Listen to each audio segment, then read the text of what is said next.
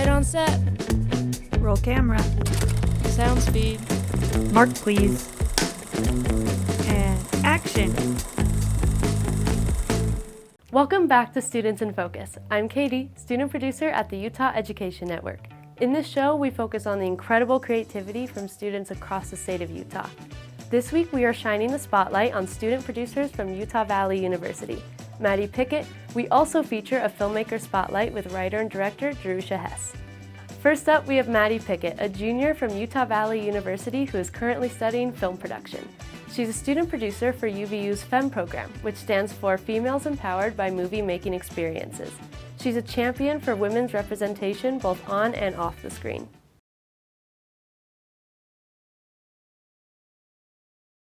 I have wanted to be a filmmaker since I was a junior in high school. I just love the collaboration and the teamwork that is involved in making a film and the impact that the art can have. I think that our culture and our social behaviors are hugely impacted by the media that we watch. And to create stories that are meaningful and impactful is my lifelong goal, my lifelong dream. I didn't know anything about film until I got to college and my first year at UVU. I was like, whoa, this is what it's like.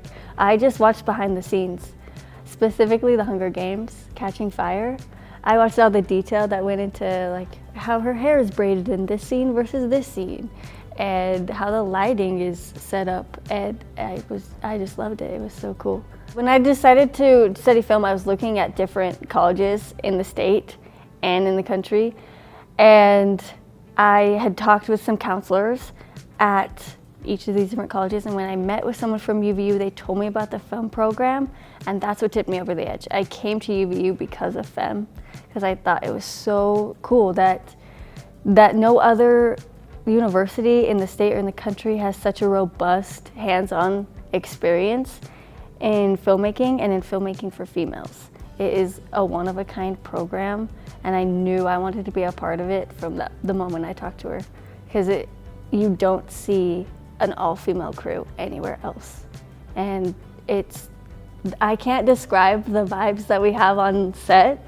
Like, our shooting days are so much fun because it's just such a different atmosphere. It's safer, in my opinion. It's a safer learning environment. It's a great place to be mentored. We bring on mentors from LA and mentors in the film industry in Utah, and they teach us in a hands-on environment.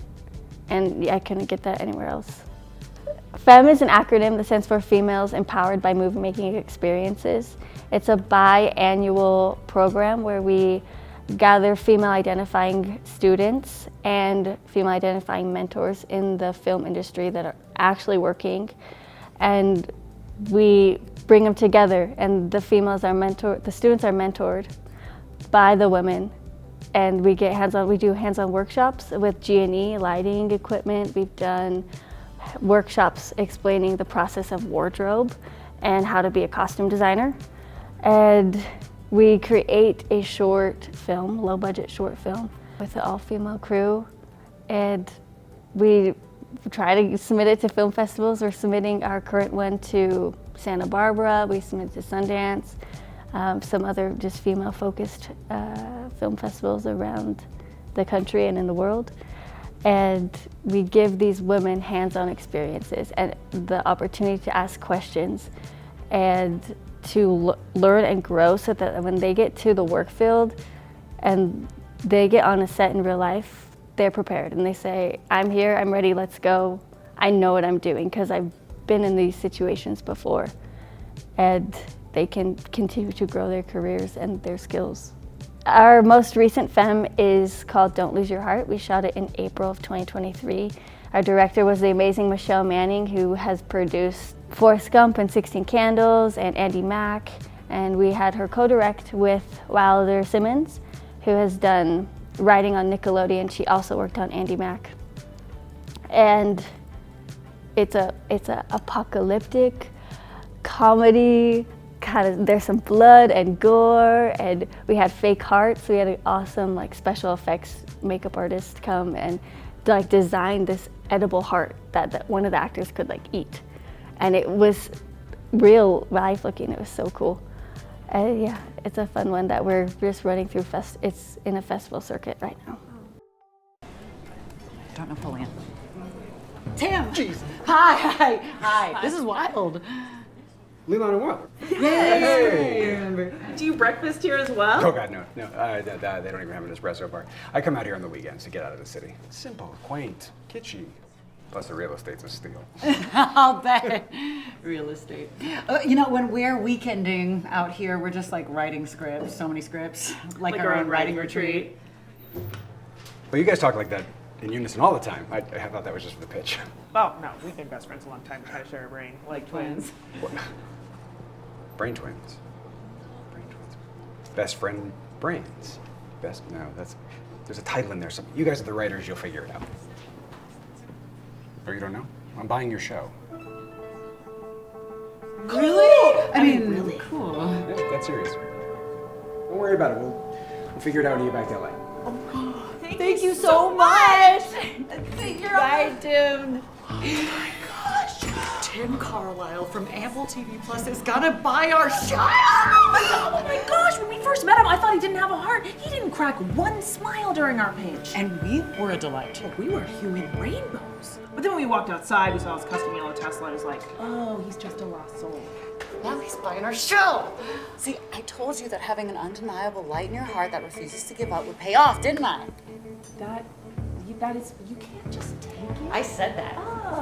What did I say? This, it's our day. Yes!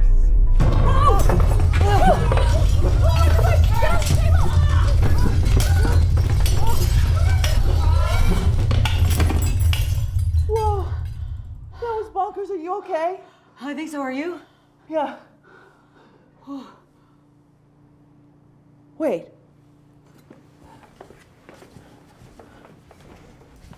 Hello? Where did everybody go? It's like everyone disappeared into thin air. Did we die? No, people don't just disappear. Maybe they went to hide for cover or something. I refuse to be dead when our dreams are about to come true. My favorite thing about working on set and studying film is the collaboration process. I truly love the teamwork. It takes a village to create something even that's like 14 minutes runtime. It takes so many people and so many brilliant minds collaborating and working together. That's my favorite part. I just love working with everybody, and the people I've met at school have been so amazing, and it's so fun to collaborate with them and then see our hard work and our sleepless nights on screen. It's such a satisfying feeling that you created this art and you told this story. I feel like my dream job changes all the time. I'm in school to do producing, that's my emphasis. And I love the logistical side and coordinating projects. I also want to kind of dabble a little bit into directing, maybe some like TV show directing I think would be interesting. I love documentaries. I'm kind of open. I just want to work in film. I just want to get my hands dirty on sets. I love costuming, I love art. I love TV shows, yeah. I don't know, just working in film, working with amazing women. I want a female production company. Could maybe be in the works. That's kind of in the plans right now. So, yeah, we'll see. I am interested in sticking around in Utah. I do have some connections to the film world here. And actually, FEM 2023, I got a paid job because of the work I did on that. I met a costume designer named Carolyn Leon, and she got me on my first internship. And so last summer, I did a feature film as a costuming intern, which was amazing, and that was such a great experience. So, and I feel like I have met people through FEM, like Jenny McKenzie, and I know Marcy Gibbonet, who is another producer here in Utah, and they have opened so many doors for me that would not have been open otherwise. Just getting to be mentored by them and to work closely with them, learn from them, have them give feedback on my mistakes and really help me refine my skills as a producer has helped me so much, and hopefully helps me get my feet, it has helped me got my feet into the doors in Utah, in the Utah film industry. So I graduate next year and I plan to stick around for a little bit longer. My advice for a student interested in film and studying film would to be not give up, work hard, and be kind. I think when you get into real life experiences in film, it can be kind of hard, and it's an interesting career to be in because they're never hiring directors and they're never hiring writers or actors. So you have to have that grit to keep going and to market yourself and to put yourself out there and to get to know all the people you meet on set and to be nice to them so that you can keep working with them. And it's a little bit of an upward climb at the beginning, but just know what you're passionate about and keep going. Sound speed. Camera speeds. Scene 3, Charlie, take 3. My name's Sarita and I'm the boom operator. My name is Gabby Quaskett and I'm makeup PA on set today. This year I'm working Grip and Electric. So I'm Taylor. I'm the location manager. I'm Kennedy. And I'm the second AD. My name is Stefania Barr. I'm the first AC, and I'm a UVU student. And I'm on set of the second annual FEM project.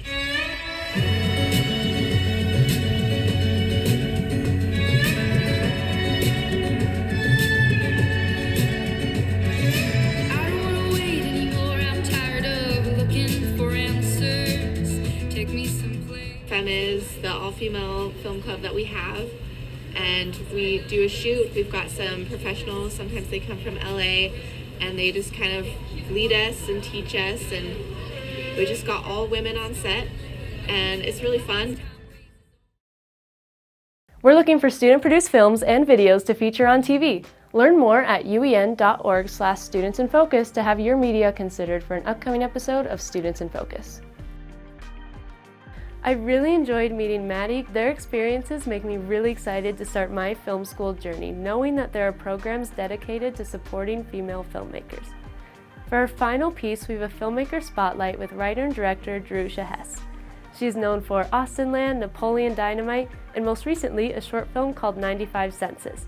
She co-wrote her first major project with her husband Jared, and they've been working together in the industry ever since. Did you know that they were still in film school when they made that film? It recently celebrated 20 years at the Sundance Film Festival. She recently co-directed her short film 95 Senses, and it was nominated for an Academy Award this past year.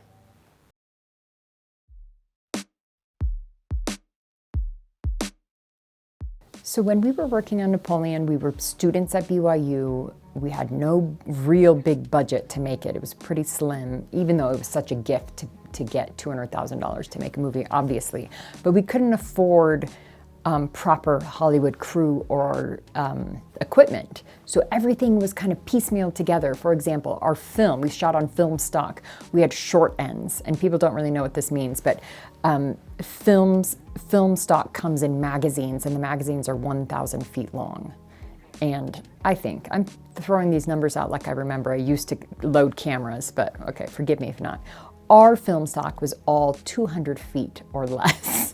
So we would be loading and reloading. You could never take long takes with that. So it really, when you realize how limited we were, and like, for example, I don't know how many lenses we had in our camera package, I don't know how many lights we had, but everything limited what we could do, and it made for kind of that funny, weird, we didn't have enough film stock to get so much coverage, we didn't have time in the day to get the coverage, and so everything and I think Jared really purposely wanted those long, awkward, wide shots, just telling the story as it happened. I think it worked for the story, but those decisions were also influenced by the lack of money.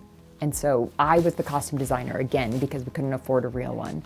And in most movies you would buy, or you would take from a rental house multiples of everything, but we had one of each thing because I got them at all the DIs here in town, and so I had to wash, every shirt that Napoleon had and then bring it back to him the next day. So it was just a whole different, weird, charming. We could never do it again like that. It was so charming and goofy, but yeah. You know, this is a funny, lame story, but I was attending BYU and I was an English major and I met my funny, goofy, dorky husband, Jared, and he said, "Come do film with me. It's so much easier." These are the quote unquote words he said. And he was like, come, we just get to watch movies and write about them and make them. So I ended up dual majoring or minoring in film and English and made a bunch of movies with him. And for myself, obviously. That feels like I'm just working with him, but sometimes we made them separately. Filmmaking can be seen in 3 parts: pre-production, production, and post-production. I'll tell you what I hate: post-production. It is very hard and grueling to edit a show and just be in it over and over again, but each one has its own little moment. So I think the favorite part of filmmaking for me is pre-production, when you're coming up with the ideas, and writing. I think I'm a writer first, a director very second. Yeah, and I think the funny thing about post-production, it really feels like writing again. It's the same process. You were just rewriting your movie in a different way, and so there is something very bookendish about the 2 processes. For me, I'm just so burnt out from the project by then, and I'm ready to do the next thing. I think to be a good writer, you have to be a good reader. And I'm not saying anything against people who struggle with reading. My own daughter has dyslexia. It's not that you're not a accomplished reader, but you need to enjoy books. I think you need to consume books, consume the written word. I think, you know, some of my best writing comes after reading really inspiring novels, whether they're fiction or nonfiction, and I'm voracious with what I read. I think also to be a good screenwriter, you should consume television and movies a lot. I think that's really a part of it, because we're all just kind of reworking everyone else's ideas, unfortunately. It's a medium that's just being redone and redone and redone. So yeah, you need to consume literature and media in all its forms. So my husband and I, we've made quite a few movies at this point, and people ask us all the time, what is your favorite? And there are definitely moments, you know, there's nothing can get better than Nacho Libre for me. The movie's so perfect, and it took our filmmaking to this next level. It's such a fun and perfect little movie. But the truth is, and Gentlemen Broncos might be my favorite for another reason, but the truth is Napoleon Dynamite is the movie that launched us. It's the most intimate of our movies. I say don't rework other people's stuff. That movie wasn't a reworking. That was just true stories that we were telling. We were anthropologists in those days, just collecting people's stories, and we had so many weird relatives and brothers, and we just wrote them all down. So yeah, I think Napoleon Dynamite might be my favorite. Austenland was such a gift to do. I had wanted to direct for a long time. I had become friends with Shannon Hale, who was then friends with Stephanie Meyer. It was just like this cool collaboration with women who were making kind of women-centered books and stories. And so I just thought it was such a gift and a delight to work with these women. And we went to England and shot that in I don't know how many days. It was so fun. It was that giant cast of really funny people, and on set, the energy was really infectious, and everyone would kind of one-up each other and give me funnier and funnier bits. I loved it. I'm sure they hated it. I loved every second about it. And of course, Jennifer Coolidge just like took the cake every time with the funniest line. It was delightful. There was a lot of giggles, and but directing, first time directing, it was new and nerve-wracking. You get better at it every day, but yeah, those first couple days, I think I was just like a shaking mess and pretending like you just pretend most of the time. You pretend like you know what you're doing, you pretend like you know what you want, and then by the end, you're like, yeah, that is what I wanted. So 95 Senses was a project that kind of evolved from COVID, to be honest. So the Salt Lake Film Society is a film society here in Salt Lake that is all about their brick and mortar theaters and getting people in theaters. And Tori Baker, the producer and president of Salt Lake Film Society, she'd thought, we need to pivot during COVID. People aren't coming to the movies. And so they started this very cool media program that would, and it's a complete nonprofit, that pairs filmmakers who are in the industry with up-and-coming animators. So there was a competition that animators submitted their work, and dozens and dozens of people were sent in their reels, and we were able to pick these top 6 that we really thought were exciting. 3 of which came from Utah. One animation group came from Mexico, the other was by way of England, one was in Brazil. It was a really cool mix of artists who had a very distinct style. And then our friends, Hubble Palmer and Chris Bowman, they wrote that script knowing there was going to be 6 animators. And so they said, oh, well, it'll be a good vehicle to kind of showcase. And they set it up in the chapters with the 5 senses. And then we signed on because, one of the producers, Miles Romney, he told me, and maybe it was Tori, I can't remember who told me, but someone said we want to export films from Utah, not export filmmakers, because so many filmmakers leave and they think, oh, we need to go, chase our dreams elsewhere. But the fact is the talent pool in Utah is really cool and endless, I think. It's a big thing. Utah just celebrated its 100-year anniversary of filmmaking in Utah, so it's been around for forever. And so many things have been shot here, so it's really cool to kind of commemorate our history in filmmaking and realize, yeah, we have a lot of stories to tell. We obviously have a lot of geography to use, but Utahns have stories to tell. And they're stories that the coasts of our country don't know. And so they're new and fresh. I remember when my husband and I were at BYU, everyone was talking about, oh, we can't show the campus. You're trying to shoot a movie that looks like it's not on a college campus, and don't ever show the Wasatch Mountains because then that makes you feel like a student film. And I look back and I giggle because that's what we should have been showing, because that's the interesting, cool angle we could tell. And we really did it with Napoleon and featuring the Intermountain West. I claim Preston, Idaho is just Utah because it's just over the border, but the Intermountain West, I should say. I love that because it's usually overlooked. It's overlooked. Just show it. Show it, embrace it, love it. Your story, Katie, is more interesting than your personal story is more interesting than you trying to tell some big epic about clipper ships. It's your story from your family and your point of view is interesting and cool. So tell that one. Yeah, I have a couple things that I'm trying to develop, animations. I don't have much to say, so I'm trying to develop some animations to write and sell to a studio and write and maybe produce or something. I don't really want to direct animation anytime soon because it's a 4-year commitment. But my husband, meanwhile, is making Minecraft in New Zealand. It's just a giant, big, fun movie. If you've ever played Minecraft, you're gonna love it. If you've never played Minecraft, you're gonna love it. So that is delightful. Jack Black and Jason Momoa, Jennifer Coolidge is in it, Jermaine Clement. It's a lot of really cool people, and so it's a big, goofy, fun time. So yeah, I'm trying to get something written. I have a couple of indie scripts I wrote that I'm also trying to get launched so I could direct again. But everything's slow and it takes time. But yes, post-Oscars, I've got a lot of momentum. Also, we have a really big animation that's coming out in May on Netflix. It's called Thelma the Unicorn. It's an animated musical. Our friend Brett McKenzie did the music on it. He's an Oscar winner for The Muppets, and so the music is so good. Brittany Howard of the Alabama Shakes, she stars as a little pony who wants to sing. So it's darling. Thelma the Unicorn, May 17th. My husband and I wrote it. He directed it with his directing partner. I have so much advice for students in this field. My first bit of advice, which you heard earlier, is write what you know, create what you know. Everyone can do it. You all have phones now.